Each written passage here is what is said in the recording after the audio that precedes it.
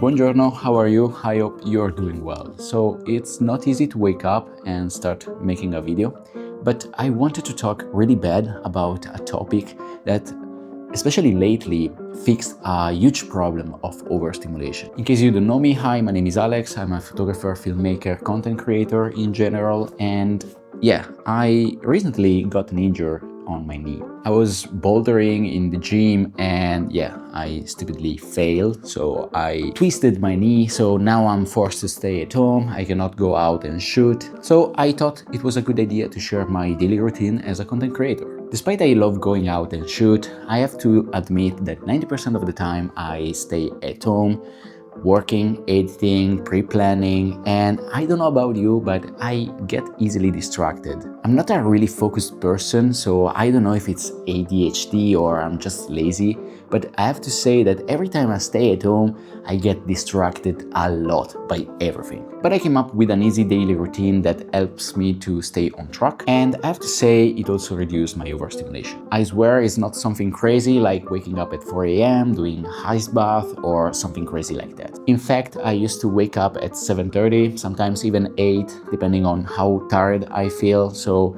as you can see, I'm a very lazy person and I won't ever do like crazy daily routines. So I have a series of things that I do to avoid any form of overstimulation. And the first one, which for me is the most important ever, is the no phone rule until 9 a.m. Of course, after waking up, I quickly check the notification to see if there is something urgent from my family, and if not, I simply shut down the phone and leave it on the side table and I start my morning. And just to be clear, I sleep on the no disturb mode on, and I manage to filter my family members in order to have their notifications visible, hiding all the rest, so I don't have to unlock my phone, so I quickly check what I got, and if there is nothing urgent, I simply lock the phone. Doing that is really important for my mental health, because of course, waking up avoiding any sort of bad notifications like emails from clients, news about the war, or doom scrolling Instagram,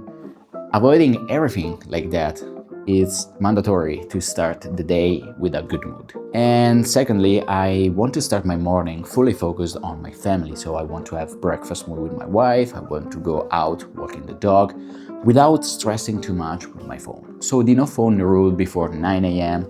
is a sort of self-constriction to be present in the moment and use the iPhone just when I start working. Because I don't know about you, but my phone is really powerful and it's a great tool that can help me doing my work, but at the same time, it's something that I don't feel I have the control over it. So living in another room, it's way better than just having it on the side table and start getting tempted of scrolling or reading news or whatever.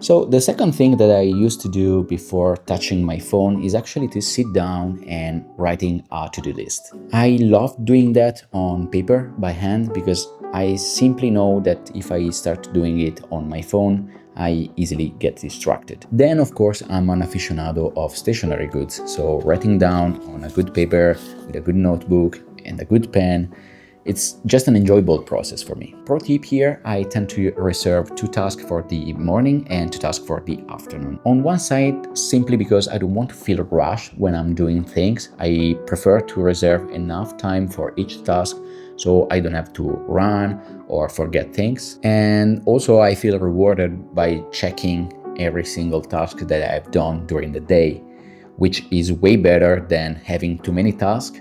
So I need to postpone something to tomorrow, for example, but maybe tomorrow I already have something to do, so you start overlapping things, and I don't like this feeling. And in general, I primarily manage the hard task to be done in the morning while keeping the softer task to be done in the afternoon. And I do that for 2 reasons. First one, in the morning I feel more energized, so I know that I have the right focus to accomplish the harder task, and I can spend all the energies doing that before the break. And the second reason, talking about breaks, is that I have my break, so the lunch, at noon, which means that my morning is way shorter than the afternoon. So having a shorter time, for me, it's better because I have less time to get distracted, so I can stay on focus in just those 3 to 4 hours, while having a longer afternoon of 4 to 5 hours of work for me is better because I can focus on the softer task that doesn't require a lot of energies and that can be done in a more chilled way. So in the morning I reserved some times to shoot content like this one, for example, or craft emails like proposal for brands, or in general any kind of task that requires a lot of concentration. While the afternoon is more reserved generally for the editing part, so I can do it with music, I can simply chill, I can have a coffee, so it's really relaxed and doesn't require a lot of energies.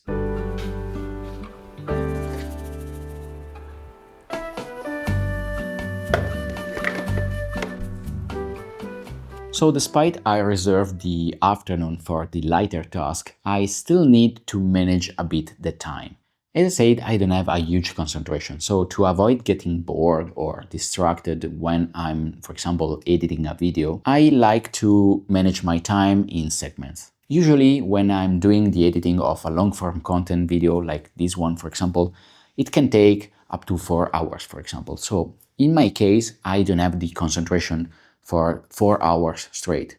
So what I do, I reserve 2 hours for the first part of the edit, where I simply work on that edit, and then I switch things up and I start doing something else for 30 minutes.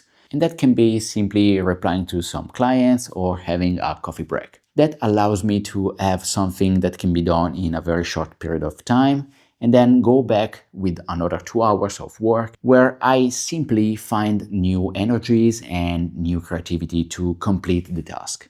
And for a while, I was using the Pomodoro technique that, if you don't know what this is, basically when you're working on a task, you work for 25 minutes straight without distraction and reserve 5 minutes after each session of just pure break where you do anything else. And this can be doom scrolling on Instagram, for example. But to be honest, setting the timer each time was a bit annoying. So I get used to it, and anyway, after 30 minutes more or less, I still do a little break. So maybe I still use the Pomodoro technique without using the Pomodoro technique. Talking about breaks, I think they're really important throughout the day. I generally do 1 or 2 coffee breaks depending on how tired I am. But despite that, I really love taking 10 to 15 minutes just without any phone and enjoy the process of making a good cup of coffee. By the way, I recently upgraded my coffee station. I was doing coffee in the living room before, but it was a kind of a mess because every time I needed to clean some tools or some water, I was coming to the kitchen, so going back and forth, I was messing around, and it was not the best decision ever. So I placed this coffee station in this corner here. I still think I need to implement a few elements here and there just to make it a little bit more fancy. So for example, right here, my kitchen is connected to the entrance and I don't have any door. So the idea is to place a Japanese curtain. It's called Noren. If you have any recommendations on website or brands that sells Noren curtains, please let me know in the comments because it will be super helpful. But anyway, yeah, I got this shelf from IKEA, so I can easily get access to the mugs. And here I have this lamp, which is not the viral one from IKEA, the orange one from IKEA, because that one was sold out, but it's still IKEA. I'm not fully convinced by this light because when the light's off, it's plain white and it disappears on the wall. While having the orange one, you can still see it even when it's turned off. Anyway, yeah, it's slightly cloudy today, so I think I will do a flat white.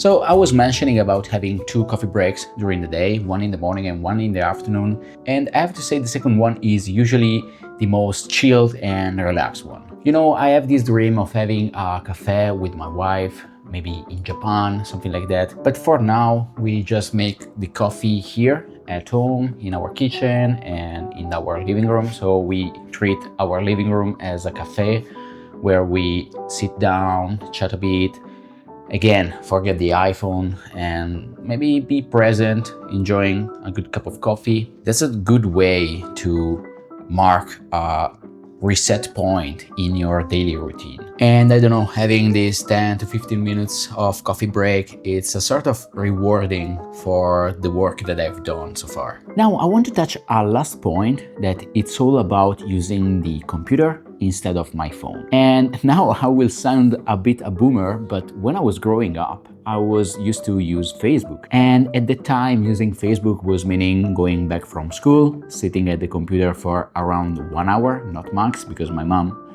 didn't want to. And I was using Facebook, so I was chatting, posting photos, whatever, and everything was happening on the computer. But then iPhone came up, and now we are using our phones the entire day and we do everything with them. So what I'm trying to say now is that I'm trying to use my computer for most of the things that I'm doing throughout the day, while keeping my iPhone mostly as just a phone. So whenever I'm working, if I need to check emails, if I want to check Instagram, I use my computer. And if I need to make calls, of course, I use my phone. So the good thing is, if I use Instagram, for example, on my computer, I don't know, I find it less addictive because I'm not scrolling. I don't watch reels on my computer. So when I'm looking at Instagram on computer, I'm just checking the stories from my friends, I'm checking posts, putting some comments, and that's it. So it's less addictive and I don't spend like 20 minutes watching random reels. I'm just wasting 2 minutes probably just to check a couple of photos and then going back to work. And in the meantime, my phone just sits on the desk, face down, no disturb mode on, so I don't get distracted, besides some calls, of course, and I just use my Mac. Now, I think building a realistic daily routine in your life is a great way to find balance in an unbalanced life, as can be the content creator life. Of course, despite I try to do this every single time, I still have a lot of things to do during the day, during the weeks. Sometimes I'm out shooting in the morning, or sometimes I spend the whole morning just going out to bouldering, for example. So it really depends on what I'm doing that specific day. But each time I have something to do, I try to keep up with my schedule, always trying to have realistic tasks to complete. Now, I'm not saying my routine is perfect and you should copy it. But so far, what I understood is that having a realistic routine, it makes you feel better because you accomplish your task, you check everything every day, and at the end of the day, yeah, you feel better. So here's what I want you to try tomorrow, and trust me, this single thing can make already your day starting better. When you wake up tomorrow, just leave your phone on the side table and enjoy the first hours of the morning without your phone. Spend some time with your family, with your wife, with your husband, whatever, but don't use the phone. Don't scroll on Instagram, don't read the news, don't check client emails, just leave it there. It's simple. And then you come back here and you tell me in the comments how it went. Because I'm generally curious to know if, even for you, not using the phone during the morning can shape the way you feel throughout the day. Alright, I have to go now, and I hope my knee will get better because I really want to go out and shoot a few things. But let's see. I'm not sure if the next video will be still at home or it will be outside. It just depends on my knee reacts when I walk. So yeah, I will see you in the next video. Ciao.